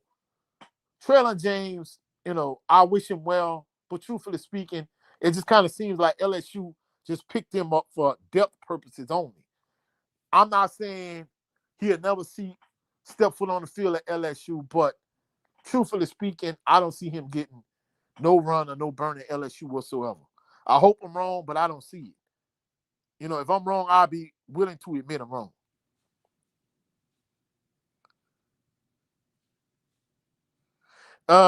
Your boy JC, they worried about Southern because Southern the only one getting the media attention, LOL. Christopher Duke say, must have forgotten about Adrian Cook. No, hey, Adrian Cook, he came through early in the show, but he hadn't been like constantly posting the way he ordinarily does. D Black 03, salute to you. He said they talked about Faulk more than we did. Facts. Jay Good say, why are you spending time on a 2-win team? Who has time to worry about what Valley or Pine Bluff is doing? Oh, definitely. I'm not gonna lie. I'm gonna be honest with you. I ain't even checking for Pine Bluff or Valley. I'm not checking for either one of them. You know what I'm saying? Jay Good said, keep your eyes on your own people. Oh, yeah, I'm not gonna lie. They used to tell us that all the time in class. You know what I'm saying? Of course, me, I was always a good student. I didn't need to cheat like that anyway, But it is what it is. But you make a valid point, Jay Good. Desmond Allen said, Ed Chris, he said, I see Crook has done his job. I see you remember him. Big facts, Desmond Allen. Big facts. Cashier Odell said, LOL, JSU real nervous right now, coach. Oh, definitely. I'm not gonna lie. Like, I see a lot of it's a lot of nervous energy. You know what I'm saying? Desmond Allen said, at Southern, we are a sleeping FCS giant. Yeah. Christopher Duke said, worried about a 2-10 team. Well, I'm not gonna lie, Christopher Dukes, based on a lot of your JSU brethren all across these different Facebook groups and these different social media platforms, yeah, I would say so, definitely. I mean, Everybody entitled to their own opinion, but yeah, I definitely see it, Dukes. I'm not even gonna lie. Whether y'all acknowledge it or not, whether y'all admit it or not, you know. Cassie Odell said, nah, Dukes. He said, y'all got y'all own files to put out. Oh, yeah, I mean, they still got a lot of ridiculous players, a ridiculous amount of players in the portal. Uh, you know, Travis Terrell Jr. committed to Purdue. Ahmad Miller committed to Syracuse. One player came back. You know, they brought in a couple D2 guys. They got a quarterback from Valparaiso. They got a couple defensive linemen. But I'm not going to lie, if you compare this incoming GSU recruiting class to the last couple of years, like, I felt like, you know, maybe TC Taylor is trying to fly a little bit under the radar, but I'm not going to lie, like, comparing the guys he bringing in now compared to the guys he brought in the last couple of years, like, I don't see it. It seemed like a drop-off to me. But I can't determine that right now. When the season actually starts, we'll determine. D Black 03 said, ever since they lost to PV, them people been going insane. I feel you. Desmond I said, Chris, I'm not worried about a team who's in overdraft with Southern. We still up in the series. Yeah. Your boy Jay said, stalking our coach, and he ain't even unboxed his stuff in his office yet. Yeah. Jay Good said the lead back from Sac State was cold. All right. I mean, to me, it's going to be interesting, too, speaking of Sac State, if they're going to actually get the quarterback or where that Sac State quarterback ends up. You know, if he comes to Southern, yeah, that would be very interesting. I'd definitely be happy to get him. Jay Good said you need parity. It helps for the final team standing in postseason play. Yeah, and that's another thing too. Like, I'm not gonna lie, I'm gonna be honest with you. I hate to say it, but when you look at a lot of games on the SWAC schedule, I mean, don't get me wrong. 2 years in a row, Grambling upset Jackson State. 2 years in a row, Valley upset FAMU. But outside of maybe those couple games, like, for the most part, you can pretty much look at who playing who, and you can determine, yeah, this team gonna beat this team gonna beat that team.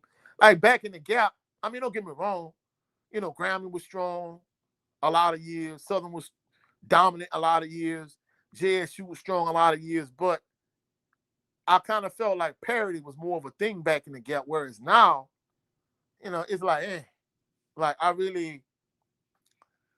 it's too predictable, you know. And, you know, like you said, that's where, you know, you need parity. That's where parity would come in at. Desmond Allen said, I remember for a while, Southern and Grambling was the two best teams in the conference, plus the only two winning the championship. Oh, yeah. Not only that, I would take it a step further. Even if you added in, I mean, don't get me wrong, historically, FAMU is a blue blood also. So let me be clear. You know, so I'm not sleeping on FAMU, but at that point, not only would I'll be willing to say Southern and Grambling were the top two teams in the SWAC, but Southern and Grambling were the top two teams in HBCU football, period, if you ask me, certain years, you know what I'm saying? D Black 03 said, they said we the new Valley, so why are they so worried? Yeah. Christopher Dukes got the laughing emoji. Well, I'm not gonna lie, Dukes. You know, you got the laughing emoji, but guess what? Hey, JSU still got a ridiculous amount of players in the portal, you know. So I mean, hey, it is what it is. Desmond Allen said Christopher Dukes wants to be like Crook. Shaking my head. Your jokes are not reaching. Yeah.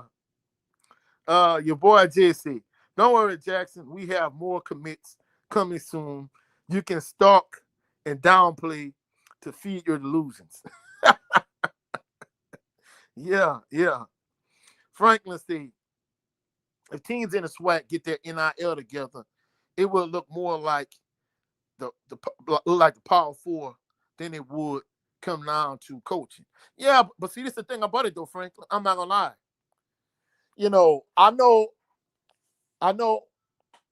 LSU had a coaching change, and Ole Miss had a coaching change because essentially, you know, their head coach is not a head coach at LSU, and I understand that. But even with that being said, like somebody posted, we constantly talked about how Jackson State had 25 players in the transfer portal. But those 25 players for Jackson State, it pales in comparison when you're looking at, teams like Ole Miss, teams like LSU, just SEC teams in general. Like these teams got like 30 plus players in the portal. And I'm like, dang, you know what I'm saying? So at the end of the day, don't get me wrong, a lot of these players jumped in the portal, they're going to get stuck in the portal. But even with that being said, a lot of these guys are like elite level players, and truthfully speaking, they just simply going for an NIL bag, but everybody is jumping in the portal not going to get a bag. So that's why I've been one that to say this, like, over the last few years, especially if you're at certain schools, if you jump in the portal, unless you already garnering interest, like I'm almost certain people were DMing Ahmad Miller and Travis Terrell Jr., and they were trying to poach them from Jackson State. Just like I'm almost certain, besides Jackson State, other people was trying to talk to Trey Holly. I'm almost certain of that. But the point I'm trying to make is, if Power 4 and Power 5 schools are having, this amount of difficulty keeping players, the SWAC don't stand a chance. And, we talked about it multiple times on my channel and on my brother Jared 11 Green channel. Like some of these Power 4 schools basically use the SWAC and HBCUs is a breeding ground to poach players. And I'm gonna just kind of, give you an even different example. Trinidad Chambers, like I said earlier in the show, he won a national championship at the D2, and he ended up at Ole Miss and almost led Ole Miss to the national championship game the other night. So anytime they find players like Trinidad Chambers, they out there constantly looking for players to add depth to their respective rosters. And basically, especially based on what Berry did at South Carolina State and Tremaine Jackson did at PV, you're definitely going to see teams trying to pull coaches up a level that had success on a lower level. And not only that, but they're going to be looking high and low all over the place because, just like Jackson State found a Jacoby and Morgan, there's a hidden gem out there somewhere that can be a first-team all-SWAC type of quarterback or even be a SWAC offensive player of the year. You know what I'm saying? So it is what it is.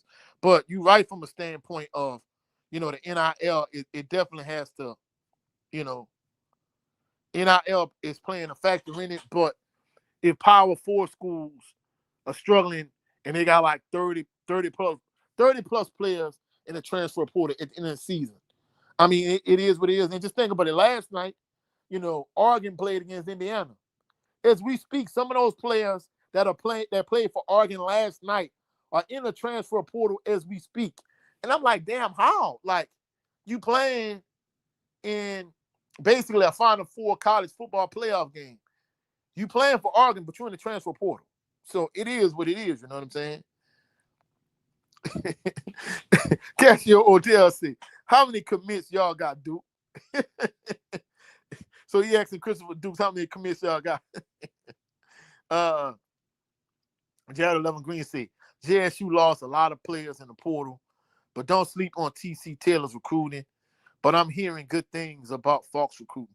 Yeah, I mean, don't get me wrong. I mean, the last couple of days, like TC Taylor I saw he pick up a couple. He picked up his quarterback from Valparaiso. He picked up a couple of defensive linemen.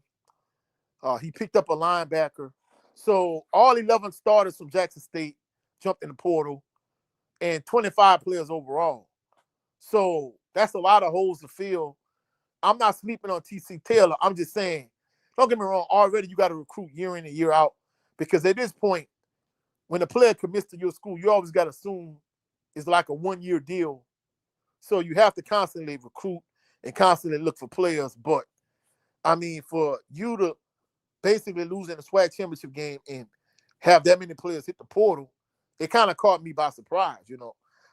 If anything, that was a conversation I saw like Merlin, Alexis, and Crook and a couple of JSU fans having. Basically, they were saying like, based on the season Southern had, Southern was 2-10. Like basically, Southern should have had that amount of players jump in the transfer portal, not Jackson State. But I mean, it is what it is. It's the modern day. It's NIL, it's transfer portal. A lot of these young kids clout chasing, they chasing the bag. It is what it is. Adrian Cook said, I'm here building some stuff at work. All right, bet. But you already know you like LL Adrian Cook, your name ring bells, you know what I'm saying? uh your boy Jay said we're trending towards 30 commits this week, and I bet Jackson fans know all of their names. LOL. Yeah. Uh Franklin was saying, I'm not talking about Power Four money. I'm talking about within our conference, money wise, it would help parity. Yeah, and I mean that's the thing about it though, Franklin. I mean, truthfully speaking, you know, teams like Valley and UAPB, it's no coincidence that they've been struggling like the last X amount of years.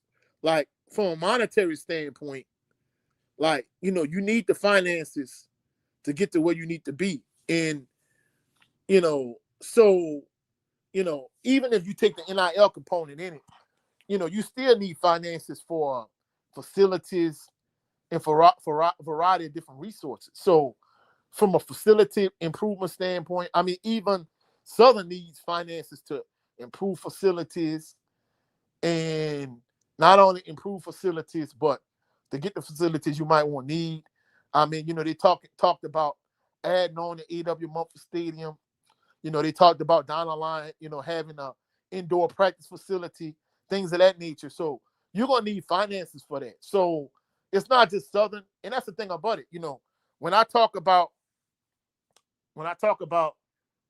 the state of Louisiana owing Southern University over $1 billion, when I talk about HBCUs in the region owed over $12 billion, and essentially that $12 billion that schools like Southern and Grambling and Jackson State and Alcorn State and Prairie View and Texas Southern, when I talk about these finances and this monies that's owed to these different HBCUs, essentially that's equivalent to reparations in my personal opinion, because this money that's owed as far as I'm concerned. And if schools like UAPB and Valley, if they had the kind of funding they needed compared to, Arkansas or Ole Miss or Mississippi State, if they had the kind of money that they would need, then I think their plight wouldn't be as difficult as it is. So that's why I say if you look at Terrell Buckley's situation, here's a tall mountain to climb. I mean, I understood the point you was trying to make, but finances does play a definite it plays a definite factor in improving parity. You're right. So it would be more parity across the SWAC if there was more money circulating around the SWAC. But so you definitely make a valid point, Franklin K. Cassio Odell said, Coach Mike Franklin coming back. Yeah, he is coming back. I'm not gonna lie, Cassio, maybe I'm wrong, but I think the fact that you got, a coach like Marshall Faulk coming in, I think it factored into him coming back because, I mean, from what I'm understanding, he was hurt. That's why he wasn't playing as good. That's why he was done for the season. But I honestly believe if Marshall Faulk wouldn't have been a head coach, I don't think he would have came back. That's my personal opinion. I could be wrong, but I hope he does well this season. Your boy Jay said R.J. Johnson from FAMU is on a visit to Southern. Okay, all right. I mean, but I'm not gonna lie. I want to know about, I hadn't been hearing anything about Andrew Body. He the guy I really want to hear, because I mean, Ahmad Miller, he went to Syracuse. I wish him well. He did damage at Jackson State. I want him to do well at Syracuse. I don't want him to go there and get a little bag just to be a scout team player, a special teams player, a ride on the end of the bench. I want him to go and play. And the same thing for Travis Terrell Jr. I want him to go to Purdue and be a dynamic punt kick returner and do his thing. But I want the same thing for Andrew Body too. If Andrew Body's in the portal, hopefully Andrew Body gets the bag that he wants to get, and he can stay healthy for the entire season. And not only that, but he's just not somewhere holding the clipboard, but he's shining like he did this past season. Adrian Crook said, Duke's over here ankle grabbing like always.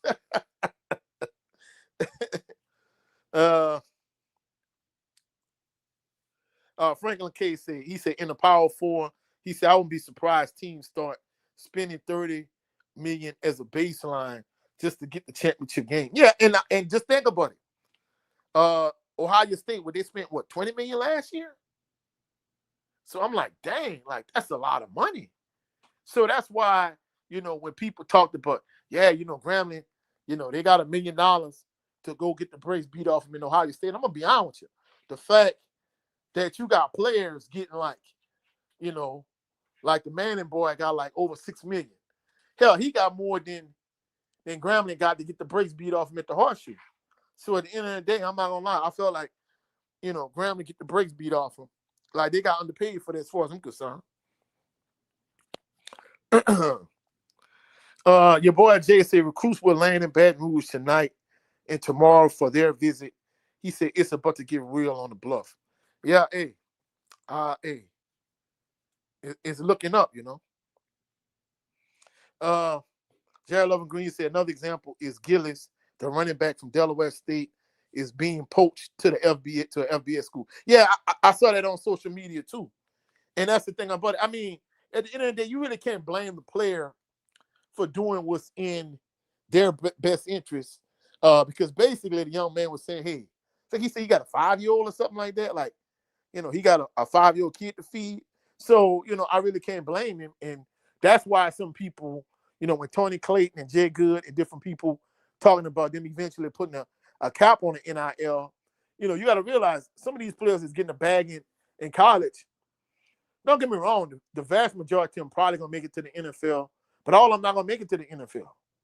So, if this going to be the height of you being able to get millions of dollars, then at the end of the day, like, if teams willing to pay you $7, $8, $9, $10 million, $10 million like the Underwood kid in Michigan, hey, it is what it is. You know what I'm saying? So, you basically have to maximize that because, at one point, I mean, don't get me wrong, we know even back in the gap, we hear stories of LSU paying players under the table, whatever the case may be, and every time the NCAA catch them, they just give them a slap on the wrist. So we know pay for play has always been a thing, but the fact that it's legal and it's out in the open now is almost like the wild, wild west, especially with players jumping in the transfer portal. So at the end of the day, it's going to be interesting to see if they ever really put a cap on it, and if they do put a cap, what's the fair cap to put on NIL money? But like you said, $30 million, yeah, I wouldn't be surprised. Especially those institutions that have the resources to spend,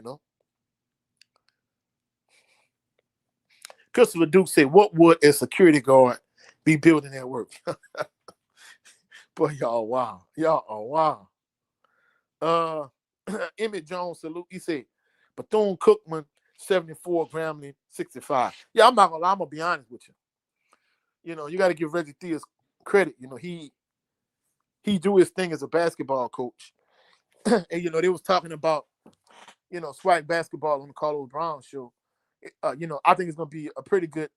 It's gonna be a pretty interesting season this season for swag basketball because Cassie was like, Coach, you go to some basketball games because not only was I a middle school head football coach, but I also was a middle school head head basketball coach. So not only was I a middle school head football coach, but I also was a middle school head basketball coach. And the reason why, he was like, why you don't cover swag basketball on your channel? Because I'm like, nobody don't watch it. the last video I did about swag basketball, I didn't get 100 views. So after that, I'm like, nah, hey, I might talk about swag basketball a little bit here and there, but I'm not gonna go. I'm not gonna go too in depth, like highly detailed, and just do whole videos or live streams about swag basketball because I'm not gonna lie, like my fan base want to talk about football, so you got to get the people what they want, you know.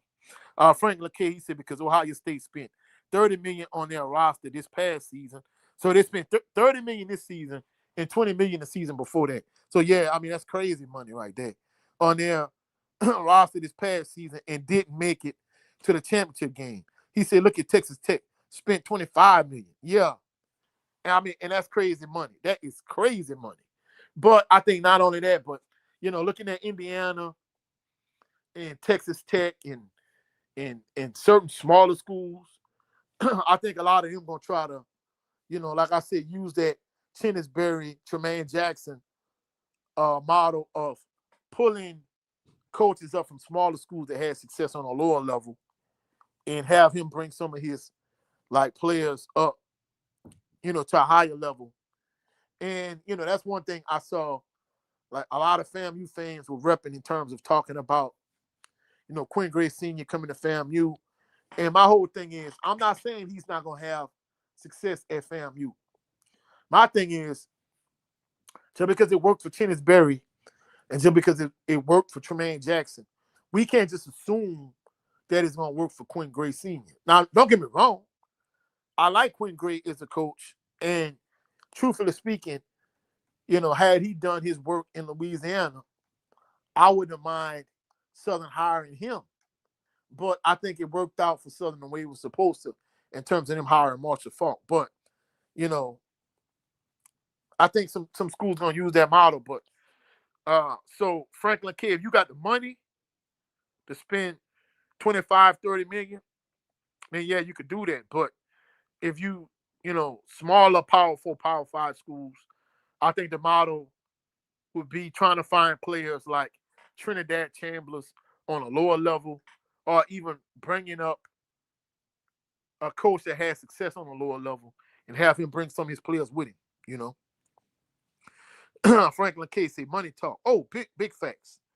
Hey, like the older folks used to say all the time, money talks, bull crap walks. So it is what it is.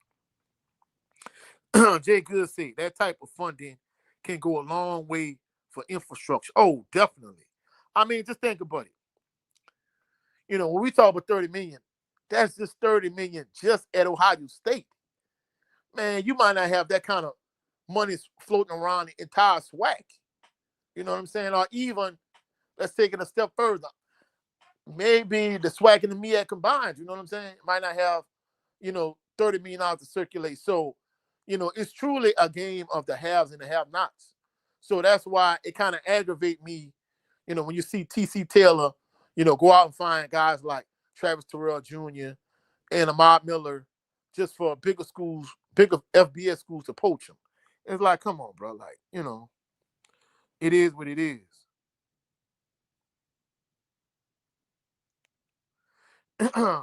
Franklin K said, money is talking on all levels in any sport right now. Yeah. Adrian Cook said, Dukes, I don't know what a PE teacher like you does other than I can't repeat that last part. Franklin K said, if a team can spend $5 million to $10 million roster all together in the SWAC, he said that is a roster that can only win the Celebration Bowl championship. He said you can also compete with FCS. Yeah, and that's the thing about it. I'm not gonna even lie, Franklin K. Somebody was telling me like, essentially, just say if you talk about a team like James Madison that gradually moved up, like a lot of these elite level, like FCS programs, they have like Power 4 type funding, and I'm like, man, I didn't even know that. So like, it is what it is. So money talks definitely on all levels. Your boy Jay said, I like what Coach Faulk is doing. He's getting real quality high school and JUCO talent, and then going to get plug and play out of the portal. So many successful programs do that. Yeah, I'm not gonna lie. I like his approach, and clearly, even if you look at a power a power four school like the University of Texas, man, who would have thought Texas, with all the money that they have floating around their program, having access to all of these big time coaches, having big time players, a program in an institution like that struggling the way they are. So, so not only do you have to have the money for the infrastructure, but you also have have the right people in place in terms of, being able to navigate this new wave. They always talk about Nick Saban and how basically Nick Saban used to be like, hey, Joe Town talk about this all the time. Go to a recruit house and put his national championship rings on the table. Say, hey, if you want one of these, come play for Alabama. Like, no, you have like the day of this having the best 4 and 5-star players and essentially redshirting them and make them earn their stripes and making them wait their turn, and you stop piling talent in Alabama. Like, those days are long gone. I even talk about this all the time in terms of like Florida State when they had Ward Gunn and Rock Preston. If Rock Preston would have went to any other school, he probably would have been an All-American, but he wanted to be loyal to Florida State. And those days are long gone. In 2026, if you got a Rock Preston and a Ward Gunn, you might not keep either one of them at the end of the season. So that's the way like the transfer portal and NIL is working in 2025.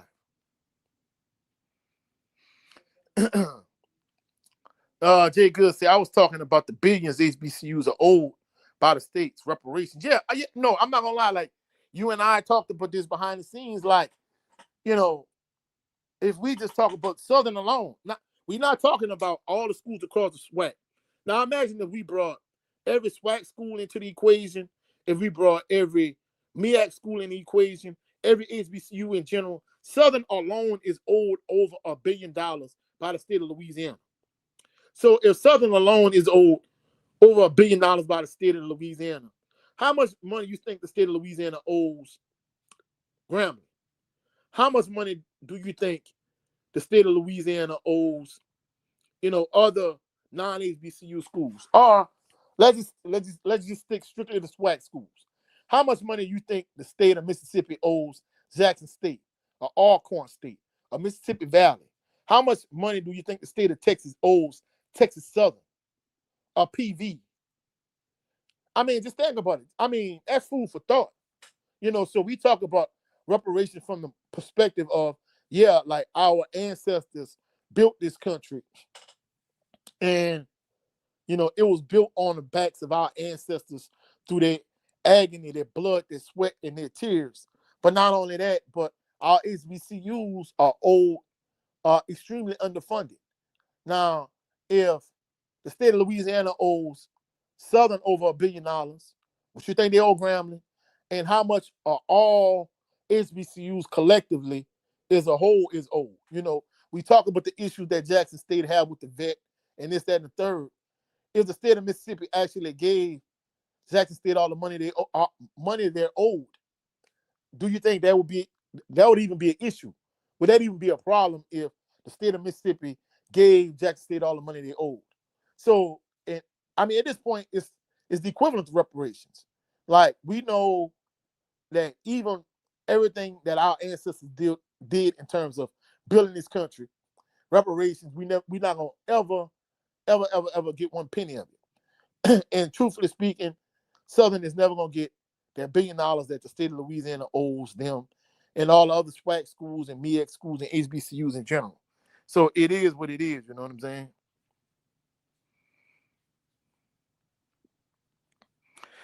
Christopher Duke said, Crook, what could a security guard be building at his job? uh, your boy Jay said, knowing FCS schools are paying quarterbacks 6 figures really is an eye opener. Backups and power fours are getting paid to ride the bench. I can't think of that boy's name. He was supposed to go to PV. Then he went to Montana State. Then he transferred to McNeese last year. Like, they was giving him 100 racks. I'm like, bro, this boy is an oversized version of Bashawn McCray, and he getting 6 figures. Like, dang, it's crazy. Frank LaCase said NIL is running those coaches like Nick Saban out of football, and that's the thing about it. I don't care what nobody says. That's the reason why Nick Saban, ran with his tail tucked between his legs, because he couldn't stockpile talent the way he once did. He couldn't have like a 5-star backup at every position. He ran because like things weren't the way they used to be, and he couldn't adjust to the modern game with the with the transfer portal and with the NIL. So instead of you having a 5-star, backup running back, just think about all the running backs Nick Saban had at one point. The Mark Ingrams, the Derrick Henrys, this guy, that guy. He had a ridiculous amount. You can't stockpile those running backs no more. So that's part of the reason why he ran. You're right, Franklin King. I don't care what nobody say. The NIL ran Nick Saban. Desmond Allen said, Coach C7, I'm with you. He said winning season would be good for me at Southern. Let's build on the bluff. Go Jags. Yes, sir. 100%. Crystal Duke said, Desmond Allen, I feel you on that. Franklin K, he said, how do HBCUs sue to get their money?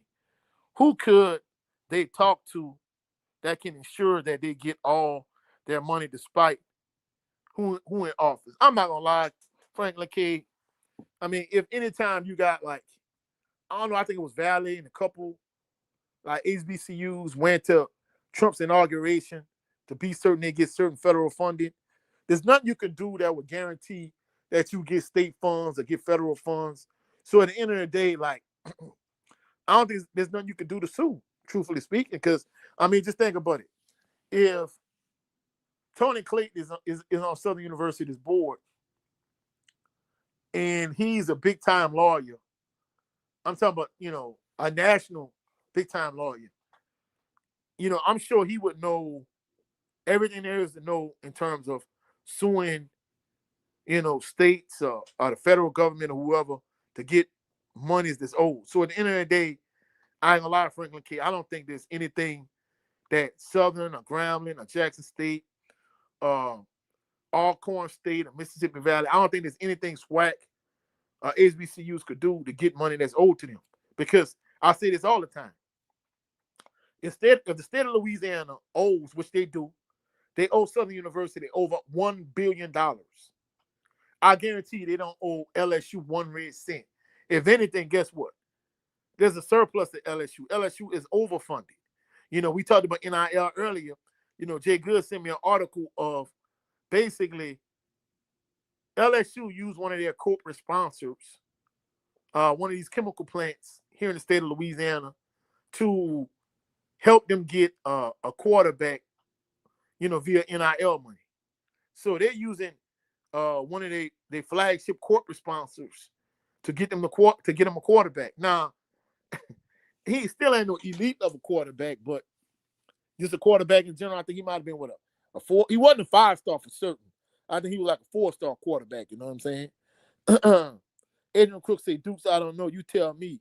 He said they still make more than a school teacher, especially where you work. Y'all boys wilding.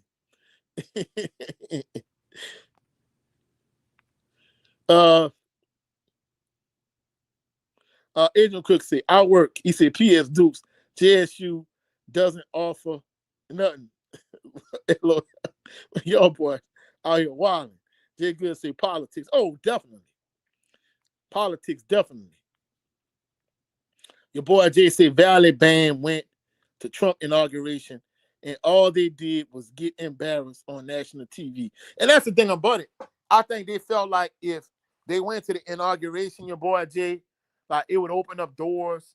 They would get some of the federal funding that they probably would promise. Because I'm going to be honest with you. It's no coincidence that Valley is at the bottom of the SWAC.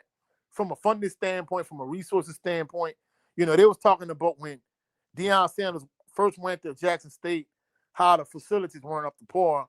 From what I'm understanding, even pre-Deion Sanders, the facilities at Jackson State were infinitely better than the facilities at Valley. So at the end of the day, that's probably the reason why Valley went to Trump inauguration is because they felt like doing that would get them the money they wanted or they needed or whatever. Desmond Allen said, Crook, they just found a dead body in Jackson State this week. What? That's crazy. Franklin K says, white schools still should not give up on them getting their money from the state. Keep bringing it up every year. Oh, no, I'm not going to lie. Franklin K, I done brought it up numerous times because, like I say, let me take Southern out the equation. We talk about, all the money that Jackson State is investing in maintenance on the vet and the state of Mississippi screwing them around and how Jackson State don't have the money that they should have. Just imagine if Jackson State was given all the money they owed. Man, forget the vet. You probably could turn around and get your own stadium if they gave you all the money that they owe you. So at the end of the day, it's like, bro, when it comes to, black people, white supremacy is a real thing. And systemically, when it comes to the structures and the nonsense we have to deal with, like, it's crazy, you know what I'm saying? Jay Good said there's so much financing going on in the current climate of NIL. He said on all sides, LOL, complete lawlessness. Oh, yeah, I'm not going to lie. That's why Tony Clayton was saying this morning that they're going to have to put a cap on it. He doesn't think it's fair. But, like you were saying, like when it comes to, just say the kid that went to Michigan, the Underwood kid. He was supposed to come to LSU. LSU was giving him $7 million. Michigan upped the offer to $10 million. He said, you know what? I'm gonna stay at home. I'm gonna go to the University of Michigan.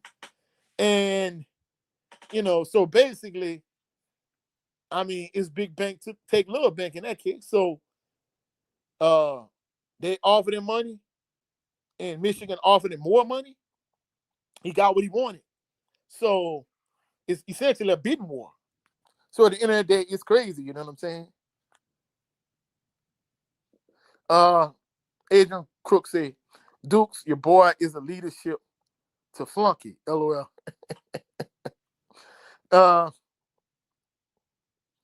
Your boy Jay said, I remember a time when NIL was about giving deals to star players.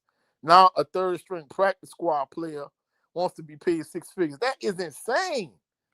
You know what I'm saying? I mean, because like you said, that initial NIL lawsuit by the O'Bannon brothers when it came to the NCAA and UCLA, that was about them using their name, image, and likeness on a basketball video game.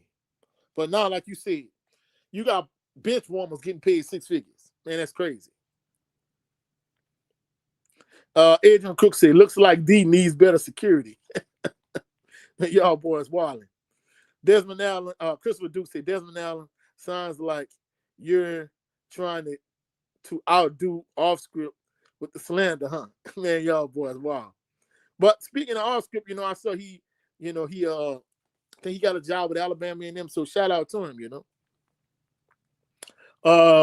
boy JC, we might never see off script again. He got a job as associate AD at Alabama and them. All right.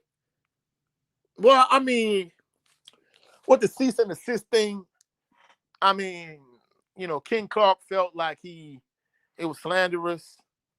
So at the end of the day, I think he's gonna be back. I mean, if it was me as a content creator, I just wouldn't touch Ken Clark, Jackson State NIL, the KC 1400. I would talk about other stuff, but I wouldn't talk about Jackson State NIL, Ken Clark. I wouldn't talk about none of that because that cease and desist is the real thing. You know what I'm saying? I mean, unless you got some bread to fight that, it is what it is. You know what I'm saying?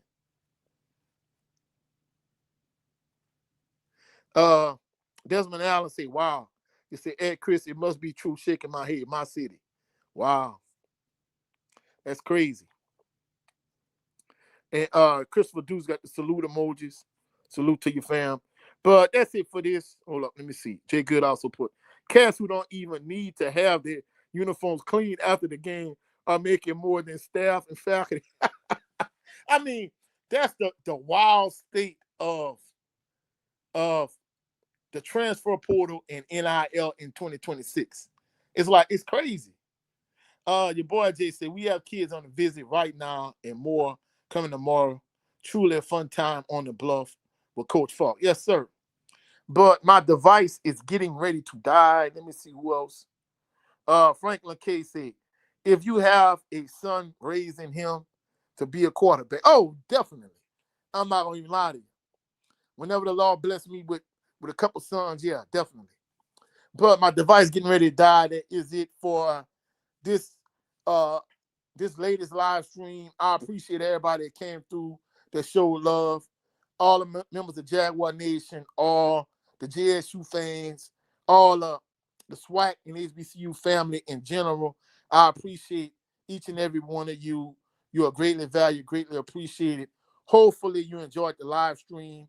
I appreciate all the day one supporters, all the new subscribers, everybody that was in the live stream, in the chat, everybody that's going to catch it on playback. You are greatly valued, greatly appreciated. I'm finna go watch me some NFL wild card football. Appreciate every last one of y'all. Hopefully y'all have a blessed and phenomenal evening. Be safe and go Jags. You did.